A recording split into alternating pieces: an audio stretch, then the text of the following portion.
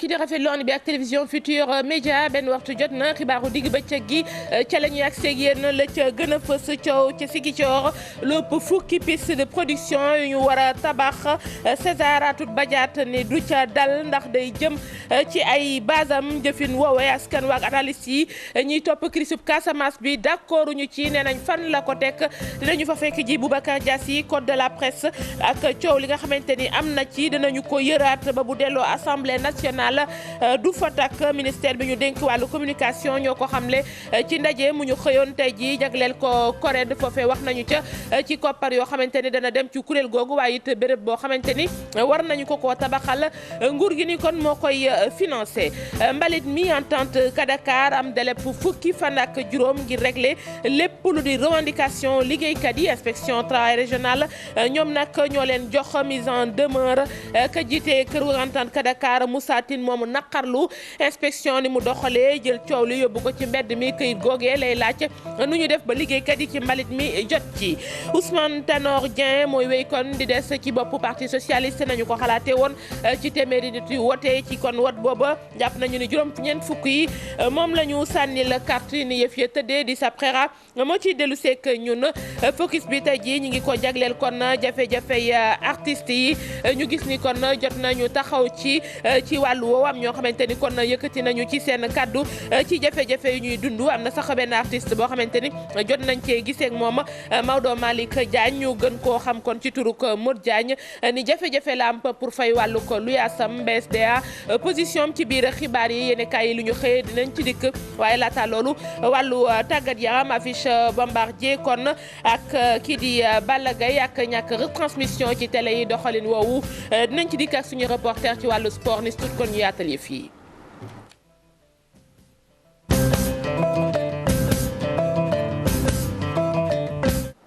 mbokk yi di leen gërëm di sant rafetlu teewaay bi kon ci télévision Futurs Médias César Atoute Badiate moom nee na du autorisé ñu defar lépp fukki piste kon de production ci bët Saalumuk réew ma diggante Ziguinchor jàpp Sédhiou la ko waral nag nee na loolee bu antoo day jëm ci ay basam te nag àndu ci noonee mu jëfee askan wa ca boppam ñoom it d'accord ñu ci ñi seen xam-xam màcc ci wàllu crise Casamance boobu fanweeri at kon ci ren joxe nañ ci seen xalaat Boubacar Diassi. déception lañ ci am. mbañ bi César Atoute Badiate bu MFDC bañ ñu tabax lu mat fukki yoon ak ñaar ci bët Saalum diwaanu Ziguinchor ak Sédhiou doon na lu ñu rafetlu ci Ziguinchor rawatina ñi seen xel màcc ci juyoo bi am diggante MFDC ak nguur gi. affaire bi xaw nañu bett. bu fekkee ne tey César Atoute Badiate ak ñu mu àndal wax nañ ne ñoom du ñu nangu benn yoon ñu defar tali yooyu je pense que population yi déception lañ ci am parce que. ñoom tali yooyu daf leen amal njëriñ bu bari bari. mbañ gi doon na lu jëmale askan bi ci kanam. warul fàtte ni nit yi tamit dañu bëgg maanaam di dem ak di dikk boobu dañ koy def ak seen i marchandise ak seen i koom-koom lu mel noonu donc war na sóoraale loolu itamit c'est vrai que war na fexe ba aar maanaam cantonnement yam yi mais war na fexe tamit ba tontu. ci lu rafet ci maanaam bëgg-bëgg askan wi loo xam ne kii loolu mooy yóbbu effectivement askan wi kanam. lu des mooy ñaan César Atoute bàyyi lépp li mu jàppoon. di am nag yaakaar ne dinañu changer position ñun de ñoom moom lañ leen di ñaan ñu changer position xam ne population yi dañoo sonn trop. li ma koy ñaan muy moom muy effectivement àndandooram yi ñun ñëpp vraiment ñu mun waxtaan ci anam yu gën a rafet yu gën a leer pour que. askan wi bañ a ñàkk véritablement tali yi. ci pàttali juyoo bi am diggante MFDC ak nguur gi moo ngi tàmbalee atum 1982. code de la presse bi ñu jëlee ci assemblée nationale waxtaanee ni nañu ko ci ndaje moo xamante ni xëy na mbirum CORED lañ fa waroon wax ñi nga xamante ni ñoom ñoo fa teewal ministère bi yor wàllu communication xamle nañu ni daal ponk yu indi juyoo gi dinañ ci weccantewaat xalaat ba bu delloo foofee ca pencum ndaw réew mi du ñàkk kon du fa mu tag fa du fa tagati kon ci wàllu woowu nag ca mbiru CORED nguur gi xamle ni dina leen defaral ay béréb waaye it am na koppar yu mu leen jagleel ngir seen fonctionnement Fatima Ba ma nga woon ca ndaje ma. ci atum 2010 la ñu déposé code de la presse bi ci assemblée nationale boobu ak léegi nag nguur gi jàpp nañ ne am na lu yees ci tasum xibaar bi loolee waral ñu retiré ko ci pencum ndaw réew ma ngir saytuwaat ko. am na parti yoo xam ne dañ ci gisuloon seen bopp comme presse en ligne comme rajo communautaire yi te xam nga yooyu aussi ay kii la ay secteurs yu am importance la léegi ci presse bi plus aussi point yi nga xam ne ça pose problème su ko defee ñu discuter ci ak député yi nga xam ne vraiment bu ñu ko déposé waatee à nouveau dans quelques semaines danañ ko mën a adopter facilement. ci ab séminaire bu CORED amal ki fa teewal jëwriñ bi ñu dénk wàllu communication xam ne nguur gi noppi na ngir gunge boobee kuréel jox ko ab bërëb waaye itam ab financement. tribunal boobu mooy tribunal bi gën a am légitimité ci suñu liggéey moo tax ma ne gouvernement bi dana leen dimbale pour utal leen ay locaux ci maison de la presse ci aide de la presse bi aussi cette année danañ leen ci jox. mais dinañ gën a réfléchir pour seen financement de manière structurelle. loolee ñi nekk ci CORED rafetlu ko bu baax a baax ndax jàpp nañ ne dina tax ñu mën a jublu ci liggéey bi ni mu gën a gaawee. ñun ba léegi amuñu locaux yoo xam ne dañuy def suñu bureau liggéey bi door noonu normalement et da nga dégg tamit nee na aide de la presse bi am na ñoo xam ne na CORED am na wàllam mais ñun lu mu wax moo ñu ñor. da nga ne il faut que ñu xool ci mode de financement beaucoup plus structuré boo xam ne daal vraiment dina dimbale vraiment correct dans sa mission parce que mission ba métti la. conseil pour l'observatoire des règles d'éthique et de déontologie lu yàggul dara dina door liggéey bi ñi nga xamante ne nag ñoom ñoo féetee ci bopp bi doon saytuwaat tey texte yi ngir liggéey bi mën a jaar yoon. Parti socialiste Ousmane Tanor Dieng mooy toogaat ca bopp ba ca ñi nga xamante ni ñoom ñoo wote téeméer yoo jël jàpp nañu ni juróom-ñeent fukk yi moom la ñu sànnil xob juróom yi kon sànnil ko kii di Aïssata Tall Sall ca ndajema di sa prera ma nga fa woon andi ceek Mar Dieng ci caméra bi. mu mel ni kon élément bi mi ngi ci yoon wi ni ñu ko waxee njortoon nañu ko Ousmane Tanor Dieng di kon kii wéy di des ci boppu parti socialiste moom mooy kon secrétaire général parti bi ndax daal ci xibaar yi génne ci wote boobu nee nañ juróom-ñeent fukk yi ci téeméer yu ne moom la ñu àndal maître Aïssata Tall Sall téeméer yoo jël xëy na juróom ya ñoo ko jox boppu élément bi bu teewagul dinañu ci dikkaat ca kanam tuuti. wax lu jëm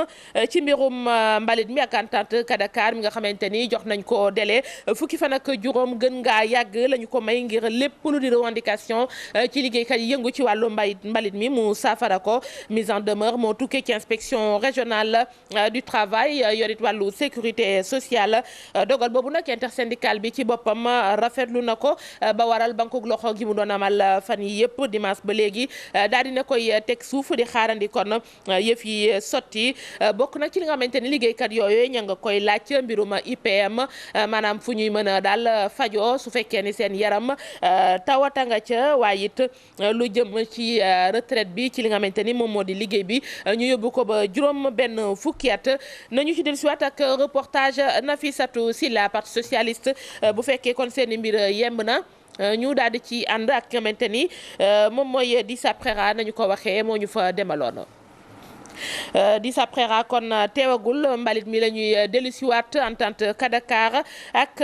liggéeykat ya seen coow ba inspection dugg ci joxeb délai reportage Nafissatou Silla. dañu war a. ab mise en demeure la ñu jébbal entente Kadakar ki ko def nag di inspection régionale du travail et de la sécurité sociale intersyndicale bi dajale liggéeykat yi nekk ci mbalit mi di rafetlu njàmbarte état bu Sénégal. tey moom am nañu ndam bu rëy. état bi dégg suñu ñaxtu ñu wañ loxo entente Kadakar jox leen li ñuy wax mise en demeure ne leen da ngeen war a fay bulletin de travailleurs yi ak bulletin de salaire sans délai wax leen ne dañu war a taxawal IPM sans délai. dañu war a teg benn comité d'hygiène et de sécurité sociale sans délai wax ne dañu war a dem élection de délégué des personnels. fukki fan ak juróom la ñu may entente Kadakar ngir rek mu daal di mën a régler situation liggéeykat yooyee su ko deful nag ay daan dana wadd ca kawam. mbir mi état bi la maintenant ak entente Kadakar entente Kadakar bu fekkee li ko état bi sant pour mu def ko defu ko mais état bi moom mooy woñ loxoom su ko deful mais dinañ ko jox li ñuy wax ATD mooy lan mooy que bu la ko état bi joxee mooy sa compte yëpp lay tëj te bu ko tëjee yow nga fattu dee nga jëm. gannaaw juróomi fanu grève nag intersyndical bu nettoiement bi ajanigum na grève bi di xaar nag mbir yi daal di sotti. dañuy ndëgëndugu état bi def na liggéey bu rëy kon ñun suñu wargal mooy ñu may ko mu ubbi négociation pour que ñu mën a toog waxtaan parce que am na ay points yoo xam ne mais des na te points yooyu dañ ko war a waxtaanee te points yooyu weesuwul problème mu retraite à 60 ans bi weesuwul congé yi weesuwul problème mu concessionnaire yi. ñii di liggéey ci mbalit mi nag ñaawlu nañu doxalinu ñenn ci chef de département yi ñoom nag jàpp nañu ni dañ leen wan gannaaw ci juróomi fanu grève yi ñu nekkoon. ci mbir moomu nag waa Entente Dakar rawatina ki ko jiite Moussa Tine moom àdduna ca daal la ko naqari moo di xëy na këyit nga xamante ni tukkee na ci inspection régionale du travail de la sécurité sociale liggéeykat yi lay laaj nu ñu def ba jot ci mu joxoon ci baaraam daal inspection yi ci wàllu woowu na ñu jëfee yóbbu kon mbir mi ci mbedd mi moom mandu ci du ñàkk xëy na si xibaaru ngoon yi ñu dégg ko ci dem ba Matam foofa campagne agricole bi ñu ngi ko fay waajal mën nañ ni sax daal tàmbali nañu ko paysan baykat ak ñi nga xamante ni ñoom ñoo di techniciens yi daje nañu xool daal fu ñu bëgg a jëm ci nawet bi di ñëw ku ci nekk wax nga la nga bëgg mu mel ni ñoom jafe-jafe yi la jafe-jafe yi baykat yi di dund bokk na ci mbirum tracteur yu manqué waaye it lu jëm rek ci ay koppar yoo xamante ne xëy na soxla nañu ko ci crédit agricole daan nañ koy xayma ci juróom-ñaar téeméeri million bokk na it ci lu ñu wax leneen lu soxal mbirum jiwu gi Ali Bandel ñaaw de bi ñu amal ci njiitalu gouverneur diwaanu Matam day firndeelu ndorteelu activité agricole yi ñeel campagne nawet 2014 ñi yëngu ci mboolem filière yi rawatina ci mbayum jéeri gi mbayum irrigué bi ba sax ci wàllu gi ku nekk ci ñoom kon àdduna jëmale ci fi ñu toll ci waajtaay yi. loolu effectivement état bi def na ay jéego yu bëri notamment yokk na dina yokk équipement bi à travers les groupements de pompe yu ñuy defee mais aussi am na ay volet aménagement lu toll 500 hectares yu ñu war a defal c'est vrai que nag demande bi aussi dafay adossé ci li ñuy tuddee remboursement. waaye nag ñàkkum ay jumtuwaay bokk na ci li nga xamante ni lottal na béykat yi nga xamante ni ñoo ngi loru ba léegi ci ñàkkum tracteur ak 4 roues motrices ci loolu nag yokk ci intrant yi nga xamante ni ba léegi jotuñu si. ñu gën a soxal ak fi mu nekk nii mooy tracteur parce que dañu nekk ci mbéy mooy offset pour offseter foog nga am ay tracteur en général loolu moo ñuy tardel ga non amul ci région bi fokk ñu dem ba département de Podor soog a am tracteur yi mooy intrant yi nañ ñëw. gerte gi commencé nañ ko jot pour jéeri bi à hauteur de 63%. engrais yi nag dama la koy xamal ne à part DAP bi nga xam ne fond la ñu koy def engrais yi si des yëpp application la ñu koy def pour entretien. nga Matam toujours ñun dañu mës a demander équipement tracteur ak 4 roues motrices pour defar opération culturelle yi parce que généralement ay ñetti tracteur moo fi daan nekk. actuellement li ñu bëgg a wax mooy gouvernement bi am na programme vaste tracteur bu mu am. programme bi nga xamante ni jëm na ci wàllu fexe ba gën a kàttanal rendement yi ci tool yi tax na ba Prodam fas yéene ren itam gën a wéyal doxalin SRI mi nga xamante ni buñ ci jaaree fas yéene nañoo am ay rendement ci wàllum ceeb hectare bu ne lu ëpp 10 tonnes. gannaaw mbay mi càmm gi ak 9e édition salon bu ñu jagleel wàllu élevage ubbi nañu ko dem ba fii ci CICES foofee nag jàpp nañu ni ca ndaje ma sous région bi yëpp wuy si nañu bu weesoo waa Sénégal nañ fa fekk waa Mali naka noonu waa Tchad bokk na nag ci loo xamante ni suñuy reporter nimiku nañu ko fas kan wa fa demit di ci bàyyi xel benn laadum ñu ni géniteur la bañ fukki million ak juróom-ñaar Aïssatou Pay Fall. daral bu mag ay xeetu jur yu nekk. ñu jàpp ci laadun bali kéwal ak ginaar jaaykat yi daje bàyyeekoo fu ne ci réewu Afrique yi. ñun dañuy def xar façon race bi nga xam ni moom mooy race bu gën ci race yi fii ba Europe man gisuma race bu ko gën race la boo xam ni bu ñuy wax laadum boo xam ni xar bi mun na am njoolaay bu dem ba 114 au garrot mu am guddaay bu dem ba 153 centimètres te poids bi mun na dem ba 150 kilos. ñu ngi koy produire te yaakaar nañ ni suñ ko tasaaree ci Sénégal yëpp race locale bi ñu am bi nga xam ni agneau bi mënul am plus de 10 kilos suñ ko croisé ak race bi ñu am ñun dinañ am vraiment plus de 30 kilos. te ça tend à devenir une association sous-régionale parce que gis ngeen fi maliens yi ak nigériens yi. xar bi nag race la fukki millions ak juróom-ñaar la ñu koy jaayee kenn jëndagu ko ku ne di joxe ab njëg. proposé nañ ko 17 millions bañ man maa ko jaayoon à 7 millions heure bii daaw actuellement nii moom jaayaguñ ko quoi am naa ci kanam dañ ci bëgg a liggéey quoi waa di jaay ay doomam quoi ay doomam la ñu bëgg a jaay waa géniteur la quoi parce que dañuy wut ay femelles di muy produire ñuy jaay quoi. bu weesoo ñiy yar ñiy faje ñoom it ñi ngi bay seen waar. ma ñëw gis ko mu doon benn gaañu ma doon après ma ko defal suture ma suturé ko quoi suturé ko defal ma un traitement de 3 jours defal ko oxycline 20% 3 cc avec un anti-inflammatoire comme Dexalone 3 cc ma defal ko pendant 3 jours quoi. fii ba fukki fan ci weeru juin dinañu wéyal ndaje bi nga xam ne mi ngi lëkkale ñi yor laboratoire yi ñi yëngu ci lu bàyyeekoo ci meew fajkatu mala yi ku ne di joxe sa xalaat ci luy jëmale kanam élevage. fii moom ñi ngi xool luy jëmale kanam ñi nga xamante ne buñ leen tegee loxo ba jàllale leen daal benn métit bañ leen a dal waaye seen ak yelleef dara bañ caa sokke loole nag moo waral gendarmerie def ab lël di ci tàggat ay officier ngir ci waxtu yooyu ñu naan arrestation ak it détention ñu xam nu ñuy doxalee daal ba bañ a jalgati àqu ñooñee ndaje ma ñu dugal ci société civile nag noonu ñu yëngu ci wàllu ak yelleefu doomu aadama Fatimata Ba ci mbir moomu. Sénégal am yéene sàmmonteel ak ay engagement am ci benn convention bi leen lié ak Nations Unies ngir xeex fitna ak xokkatal ci kaso yi ci noonee ñuy tàggat lu toll ci téeméer ak fukki élèves officiers yu gendarmerie ci mbir moomu. ma organiser en collaboration ak Observatoire national des lieux de privation de liberté une session de renforcement de capacité maanaam gën a dooleel xalaatu élèves officiers yi nga xamante ne ni fii ak ñaari weer dinañ entrer en activité maanaam dinañ leen affecté ci gox yi ngir ñuy liggéeyu gendarmerie donc au commandement de la gendarmerie day wone ne respect des droits de l'homme daf ko soxal. bu weesoo seeni kilifa yi leen di tàggat kuréel yi xeex ak yelleefu doomi aadama ak société civile itam fas yéene nañu def seen liggéey ci mbir moomu. au commandement de la gendarmerie solliciter Observatoire national des lieux de privation de liberté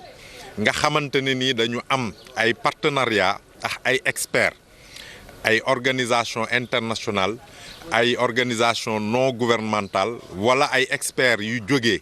ci société civile bi ñaax leen ñaan leen ñu ñëw dolli xel instructeurs yi nga xamante ne ni naka jekk ñoom ñooy xelal élèves officiers yi. formation yi nag bokk na ci anam yi ñu jël ngir xeex fitna ci biir kaso yi loolee ñu duppee Observatoire national des lieux de privation de liberté ñi nga xamante ne nag ñoom la ñuy tàggat ëllëg war nañu mën a jàpp nit yóbbu ko ci kaso loolee yépp nag ci sàmmonteel ak yelleefu doomi aadama bi. Fatima Ba ñu yor bitim réew laata ñoo yegg si ci focus bi nañ leen ko xëcc ci ndorteel li dañu koy jagleel jafe-jafe kon artistes yi lu ca bari dañuy dégg daal seen i gàllankoor yi ci yu ñuy dund artiste ak producteur yu ñu ca giseel nag ñoom ci seen bopp joxe nañ ci seen xalaat nguur gi la ñu bëgg mu taxaw ci ba loolee lépp ñu organiser ko Salimata Seck Mohamed Dieng. daan ñu reetaanloo di ñu feccloo wala sax di ñu jooyloo wante itam bokk ci ñi ñu daan ñaax ngir ñuy soppi doxalin Pape Faye jàpp ni askan wi fay ñu naar bi xoromam. lu ci bari on le fait amul sens caaxaan la ñu jàppale doomu aadama yi sonn surtout ñi nga xam dañu liggéey ci secteur de la culture et des arts. bu ñu sukkandikoo ci producteur bi xamle na ni musiciens yi dañoo war a defar seen ëllëg ngir ñu bañ a nekk ci situation yi nga xamante ne moom lañ leen di faral di gisee. donc je pense que lu nit ki di def rek aussi muy musique muy leneen war nga ci sédd ëllëg ba nga xam ne ëllëg aussi boo xam ne tu n'es plus actif nga mën a dundal sa bopp dundal sa njaboot mais c'est quelque chose boo xam ne malheureusement dañ koy gis tout le temps muy dal ci suñu artistes yi mais ngir jàppale seen naataango yi nga xamante ne dañoo feebar wala dañoo nekk ci ay jafe-jafe dañuy rek daal di amal ay soirée de gala ngir am ci tuuti koppar ngir jàppale leen. ministère de la culture bind nañu ko courrier. yebaluñu ndaw waxuñu leen. dara 1 franc bi gën a ndaw defuñu ko ci. ci loolee am na ay jéego yu ñuy teg ngir ñu gën a mën leen jël en charge. bu ñu bindee IPRES bu ñu de recevoir ñu xool lu ñuy waxtaan mu rafetlu ko lool ba mu ne d'ailleurs c'est tellement important que dañuy jël beneen jour boo xamante ni bii dañu réunir tous les conseils techniques ñu toog ak artistes yi nga xam ne ñoo dox mbir mi ñu toog waxtaan ba xam nag ñu koy réglé de façon définitive. ci loolee nag ñuy ñaax njiitu réew mi mu taxaw ci bu baax. ci Macky Sall su fekkoon dafa am kees boo xamante ni dañ ko joxoon dugaloon ci ministère de la culture pour jàppale artistes yi ñiy feebar. nañ ko jëlee foofu. dal di ko loger palais su ko defee ñu wut ay nit ñoo xamante ne ñii mën na am sa bokkuñu ci culture waaye nga boole ci ñu bokk ci culture ak ñu bokk ci palais bi. ci jafe-jafe yooyu nag am na benn artiste bu ñu ca giseel Maodo Malick Diagne lay wuyoo waaye ñu ngi ko gën a xam ci turuk Modou Diagne mu di kon comédien ñu ràññee ko ci épogam ak doxalinam ci wàllu art bi tey jii mu nekk ci jafe-jafe ba sax yenn saa yi nee na mbirum luwaas fay ko daf koy të Fatou Dieng moo gisee ak moom ak Modou Diop. Maodo Diagne Alaaji Malick lañ ma tuddee ñu woowee Maodo Diagne. théâtre bi nag Modou Diagne lañ may wooyee ko. ñeent fukk di limub at yi mu def ci aar bi Modou Diagne nekk comédien bu ñu ràññee woon lool fii ci Sénégal. Ndakaaru jay na la ko borom tudde woon ak le 4 Villard dans les vents ak Varga Indien ak Ndijaay Njaay Ndijaay ana caay ji ak le 3 étranger le 4 étranger.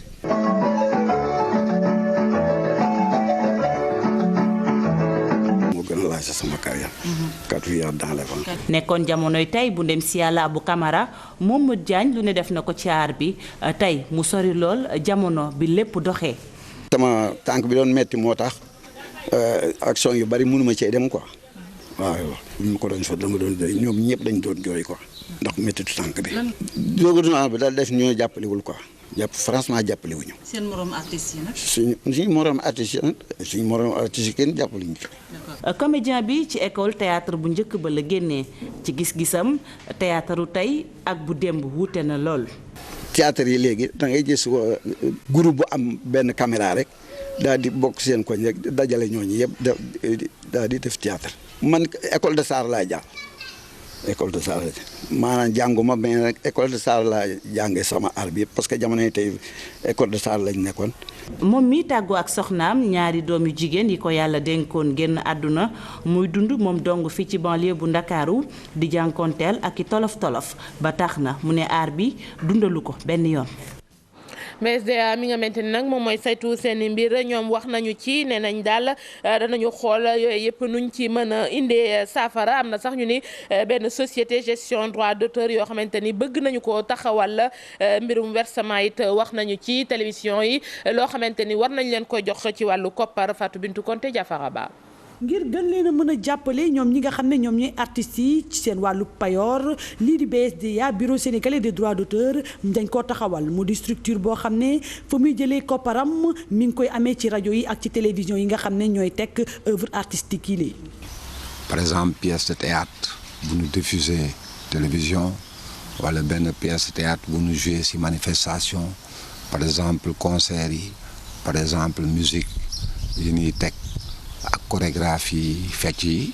ñuy teg télévision ak rajo. mu di xaalis boo xam ne nañ koy joxe artistes yi dañ koy def ay pàcc xaalis boobu nag dana tax ñi nga xam ne seen œuvre dañ koy wane publiquement ñu mën cee jot. loolu mooy permettre su xaalis bi ñëwee ci BSDA séddale loolu mooy mun yombal séddale bi loolu nag li muy wane mooy koo xamee ne yow sa œuvre dina jàll lu bari télévision. dina yokk sa droit ki nga xamee ne œuvre mi du jàll lu bari télévision wala rajo xaalisam dafay nekk. ngir jàppale leen ñu génn ci jafe-jafe yi ñuy faral di nekk benn société bu bees ñoo ngi koy waaj a taxawal ñu tuddee ko nouvelle société de gestion des droits d'auteur. loi bu bees bi man dama ci am yaakaar lool parce que dafay ñëw ci kaw droit d'auteur indi droit voisin droit voisin mooy lan man mun naa bind sama pièce su théâtre man maay auteur bi mais du man maa koy joué mun naa jël fukki nit yoo xam ne ñoom mooy joué pièce su théâtre bi ñooñu ñu ngi leen di wax artiste interprète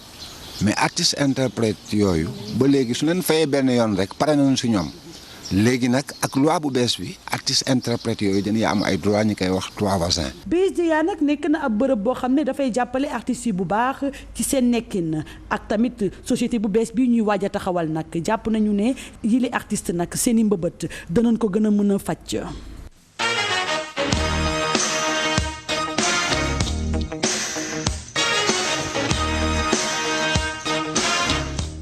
tàggat yaram mbirum football am na benn ayu bés kon bi kii di Diafra Sakho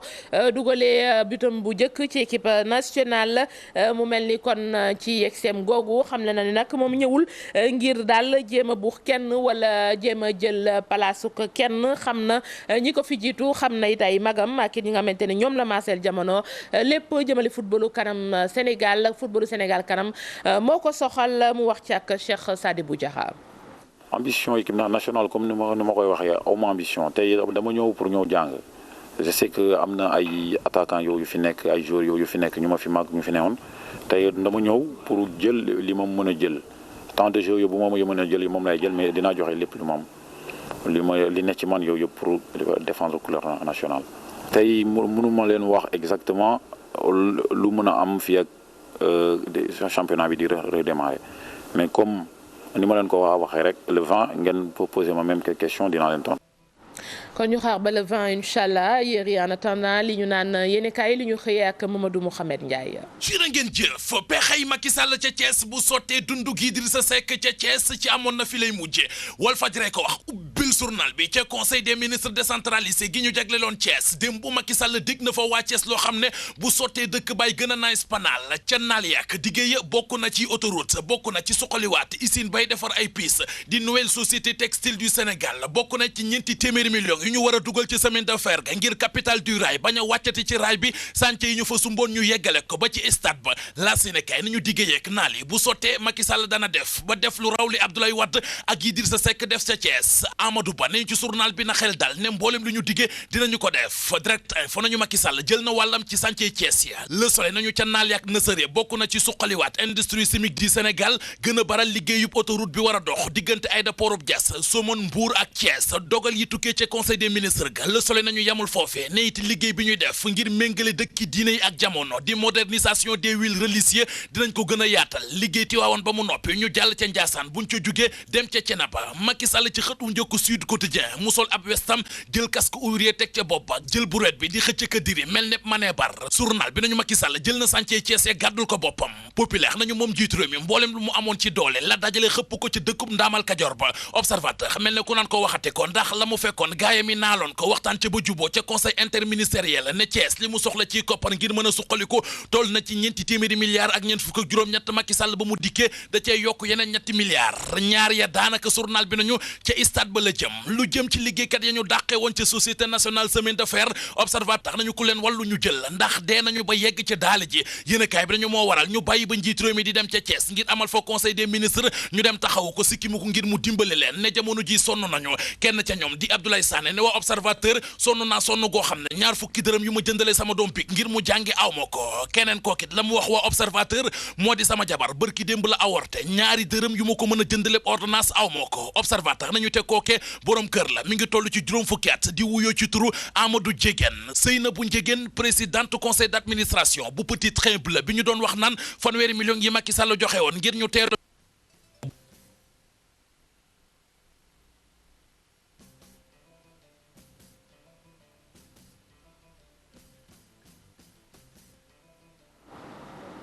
njëgalu ci son bi kon jégalu rek ci yéenekaay yi noonee mu mujjee dellu gërëm leen ci ànd bi ak télévision Futurs Médias yem ak yéen nag fii ci xibaaru digg bëccëg gi incha allah rédaction bi dana dellu si 19h30 ak 20h ci yeneen i xibaar ñu yendu jàmm.